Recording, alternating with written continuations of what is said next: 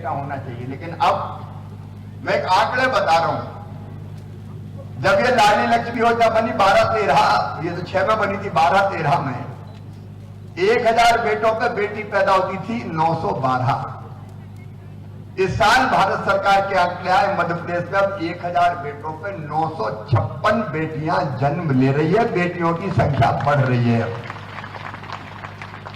बेटा बेटी बराबर की संख्या में आए तो सृष्टि का चक्र भी चलेगा, नहीं तो सृष्टि का चक्र कैसे चलेगा बताओ आप। और इसलिए बेटियों के प्रति मेरे मन में लाभ बचपन से हमेशा रहा है। आज जब हम यहां आए तो मैंने कहा भाई देखो, क्या तो मैं चिढ़ावत रहा हूं छोटे कार्यक्रमों के लिए, कलेक्टर बोले सर आप आएंगे तो लोग आएंगे तो वो मिलेंगे कहां आपसे, फिर छोटे कार्यक्रम में भीड़ ज्यादा आ जाएगी। तो हमने सोचा कोरोना के नियमों का पालन करते हुए एक जगह आप सबके भी दर्शन करेंगे, लेकिन मैंने ये कहा था कि भीड़ नहीं होना चाहिए, मास्क होना चाहिए और दूर दूर थोड़ा बैठे रहना चाहिए। मैं देख रहा हूं मेरी बहनें भाई यहां जो बैठे हैं वो दूरी बना के बैठे हैं। देखिए कई तरह का विचार, एक मेरी बहनों के बारे में, इनकी जिंदगी बदलनी है और जिंदगी बदलनी तो कई तरह के काम करने पड़ेंगे। उनमें से एक काम है हमारा स्व सहायता समूह बना के जो हमारी गरीब या निम्न मध्यम वर्गीय परिवार की बहनें उनकी आमदनी बढ़ाए। तो एक अभियान पूरे मध्य प्रदेश में चला है कि स्व सहायता समूह बना के हम बहनों को कई तरह के काम सौंपे। जैसे अभी हमने स्कूल की गणवेश बनाने का, यूनिफॉर्म ड्रेस बनाने का काम सौंपा, तो वो काम पूरे जिले में 5 करोड़ कितने लाख का था, 5 करोड़ 40 लाख का था। ये सब यूनिफॉर्म सिली हमारे बहनों के स्व सहायता समूह ने, और एक साल में 1 करोड़ रुपए से ज्यादा उनने बचा लिया।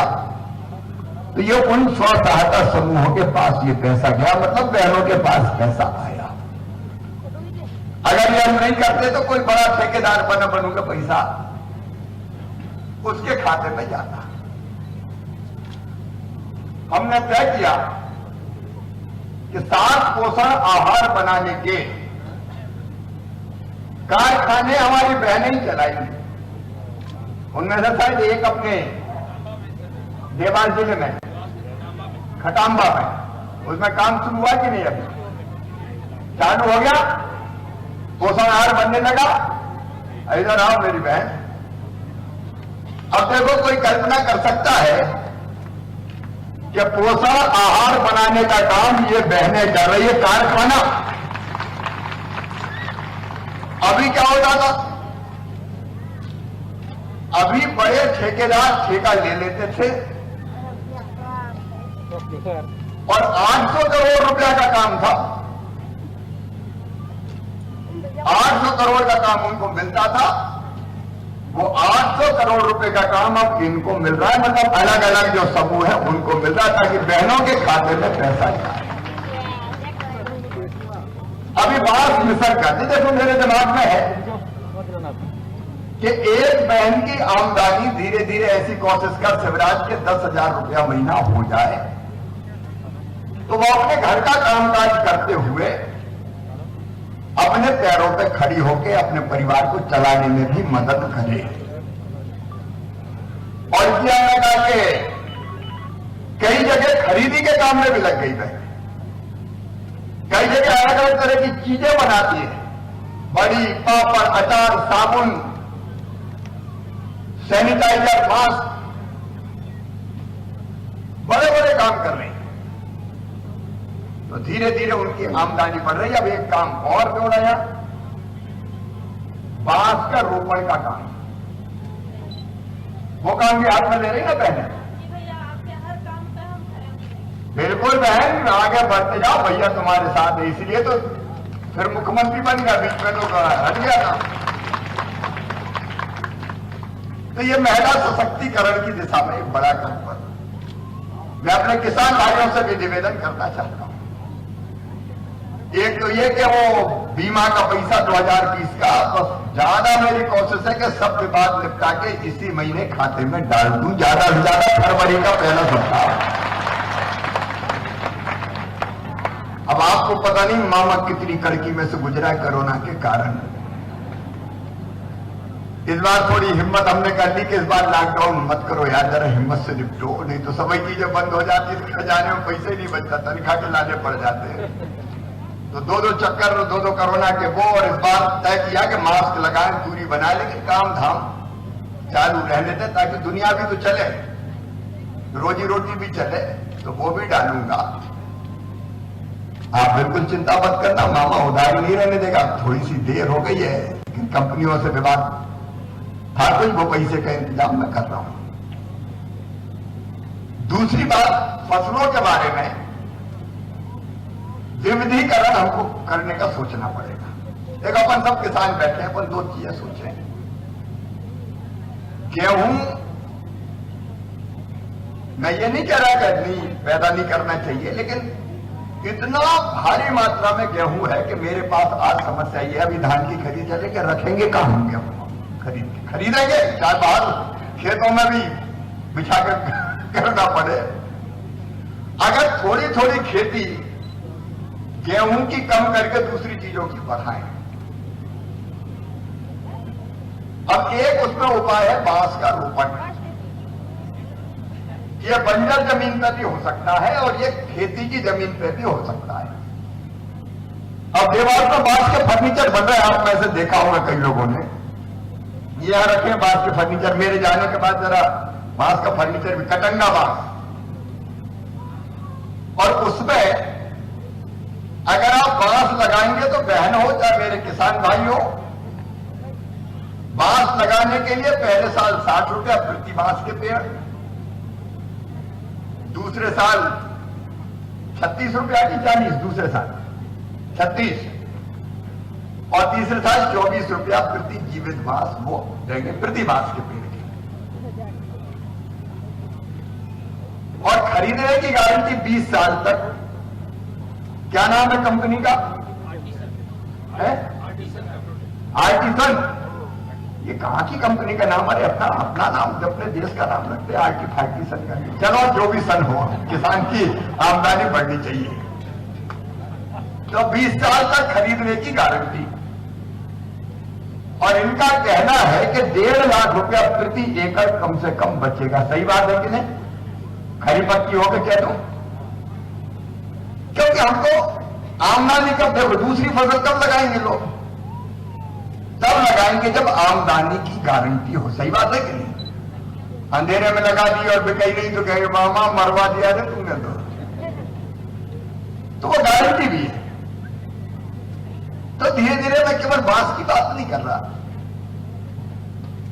अलग अलग फसलें और हम कैसे ले सकते हैं। गेहूं भी करें, थोड़े थोड़े जमीन में शुरू कर सकते हैं। 10 एकड़ है तो 1 आध एकड़ में ट्राई करो, 2 एकड़ में ट्राई करो। खेती में ज्यादा आमदनी कैसे बढ़े, इस विषय पे हमको सोचनी पड़ेगा। तो और भी कई फसलें हैं। एक और कॉन्सेप्ट है प्राकृतिक खेती का, उसको भी मैं भी शुरू कर रहा हूं अपने खेत में। आपको पता मैं भी किसान हूं, और किसान ऐसा नहीं कि जमीन और खेत में कभी गए नहीं, मैं भी जाता हूं। मैंने पत्थर भी घेरा है, और मैंने डुली में जब ट्रैक्टर जब नहीं थे नहीं ज्यादा, तो नारियां चलती थी, नारियां पे अब तो भूले बाहर गए नारी भाई। बैलों का भी काम खत्म हो गया, उराई का काम होता था तो उराई का भी किया मैंने, और अभी भी खेतों में जाता हूं। तो अब कैसे आमदनी बढ़ाएं? एक रास्ता प्राकृतिक खेती का है। अब मैं अभी कोरोना हो गया, नहीं तो मैं गुजरात के राज्यपाल को यहां बुलाने वाला था। वो प्राकृतिक खेती में मास्टर है, और विशेष विधि से बनाई गई गोबर की खाद, गोमूत्र, उससे जैविक उत्पाद पैदा होता है और पैदावार भी कम नहीं होती। जो अपने मन में धारणा है भाई जब तक नहीं डालो खाद, ये डीएपी यूरिया तब तक नहीं होता, तो उसका भी उपाय है। तो उसका भी अपन प्रैक्टिकल करेंगे, पूरा प्रयोग करके देखेंगे, फायदा होगा तो उस दिशा में भी जाएंगे। ऐसे कई तरह के प्रयोग आमदनी बढ़ाने के। आज यहां बांस मिशन के अंतर्गत पौधों का रोपण हो रहा है। एक मेरे बेटा और बेटियों से कहना है कि हम तो शिक्षा की पूरी व्यवस्था हम बदलने की कोशिश कर रहे हैं। अभी तक पॉपुलर डिमांड रहती थी हमारे गांव में हाई स्कूल खोलो, हाई सेकेंडरी स्कूल खोलो। अब मैंने खोले भी खूब, आप जानते हैं, लेकिन शिक्षा की गुणवत्ता अगर ठीक नहीं हुई तो वो पढ़ाई बेकार हो जाती है। इसलिए एक चीज इस साल हम शुरू कर रहे हैं, सीएम राइज स्कूल। ये स्कूल ऐसे होंगे जहां बड़ी संख्या में बच्चे पढ़ेंगे और चिड़ावत में हम खोल रहे हैं, आपको पता है। आज मैंने भूमि पूजन किया, इनका भवन ही बनेगा लगभग 16 करोड़ रुपया का। इसमें लाइब्रेरी, इसमें प्रयोगशाला, आधुनिक स्मार्ट क्लास, सबकी व्यवस्था कर रहे हैं। और आसपास के गांव के बच्चे भी बसों से पढ़ने यहां आएंगे और आधुनिक तरीके से शिक्षा के स्तर को ऊपर उठाकर हमारे जो बच्चे निकलेंगे वो किसी प्राइवेट स्कूल्स के बच्चों से कम नहीं होंगे, बेहतर होंगे पढ़ने में। ये कोशिश हमारी होगी। भैया किसान के बेटा बेटी भी अच्छी पढ़ाई क्यों न करें, धन्नू पन्ना कल्लू लल्ला। अगर गरीब मजदूर है तो उसके बेटा बेटी भी ठीक पढ़ाई करें। तो गांव गांव में स्कूल खोलने के बजाय हम 25 गांव के बीच में एक अच्छा स्कूल खोलें। बस जाएगी, बच्चों को लेके आएगी, शाम को छोड़ आएगी। तो कोई स्कूल हम बंद नहीं कर रहे, लेकिन अगर पढ़ाई सीएम राइज स्कूल में अच्छी होगी तो बाकी गांव के बच्चे भी वहीं आएंगे। तो धीरे धीरे शिक्षा के स्तर को ऊपर उठाते चले जाना ताकि बच्चों का भविष्य भी बेहतर बन जाए। और इसलिए आज सीएम राइज स्कूल का भी भूमि पूजन किया है। आज जब मैं आया तो मैंने कोशिश की गाइडलाइन कोरोना की पालन करते हुए अधिक से अधिक मिल सकूं। तो जब मैं जा रहा था तो दौड़ते बच्चे कह रहे थे, मामा खेल का मैदान, मामा खेल का मैदान। अभी मैंने कलेक्टर से ये कहा है कि जमीन देखें यहां और खेल के मैदान की उपयुक्त शासकीय भूमि अगर है तो निश्चित तौर पर मेरे भांजो तुम्हें खेल का मैदान दिया जाएगा। बच्चे खेले कूदे दौड़े, ये जरूरी है। अब वो क्या है, आरक्षित है क्या अनारक्षित है, जमीन देखना, शासकीय जमीन होनी चाहिए। आज दे नहीं रहे, तुम पीछे से दिलवा रहे हो क्या? एक बात और आई कि सेवा सहकारी समिति, कितने गांव हैं इसमें? अभी टॉप खुर्द में कितने गांव सेवा सहकारी? टॉप कलाटी तो 4 गांव की सोसाइटी है।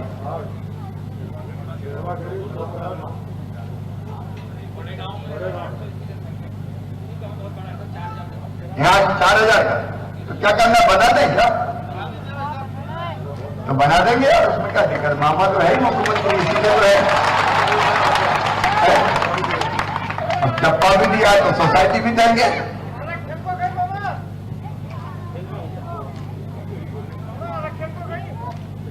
वो भी जारी रहेगा, चिंता मत करो। सबका और सबका जारी रहेगा। सामान्य वर्ग का 10%, ओबीसी का 27%, एससी का, एसटी का, सब समाज को लिए साथ में आगे है बढ़ते जाना। आज आपने जो स्नेह और प्यार दिया, बस मेरी एक प्रार्थना है, एक प्रार्थना मेरी कि कोविड से हम पूरी गंभीरता से लड़ाई लड़ रहे हैं। इसलिए मास्क लगा के रखें,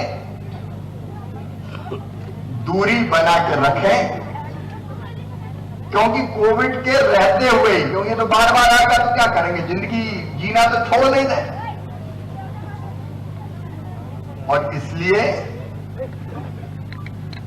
कोविड के नियमों का पालन करते हुए अपने जीवन को हम जीने की कोशिश करें। कोविड होगा तो कोविड भी देखेंगे और कोविड के साथ ही जिएंगे।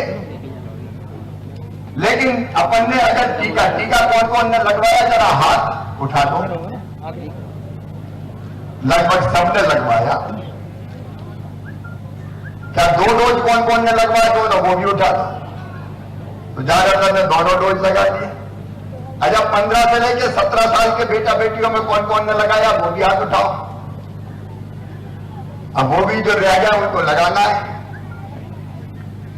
कोविड के साथ ही हमको चलना पड़ेगा, तो टीका जरूरी है। और टीके के कारण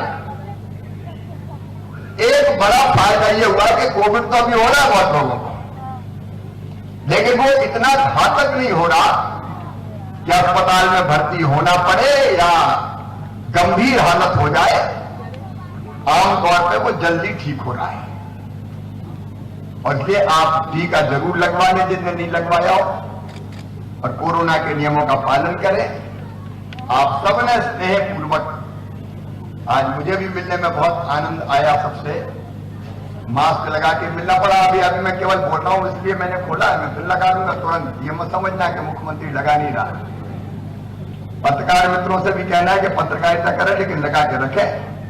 आप सबको बहुत बहुत धन्यवाद। अब मेरा 4 बजे भोपाल में कार्यक्रम है, इसलिए अब मत रोकना, मुझे जाने देना। बहुत बहुत धन्यवाद।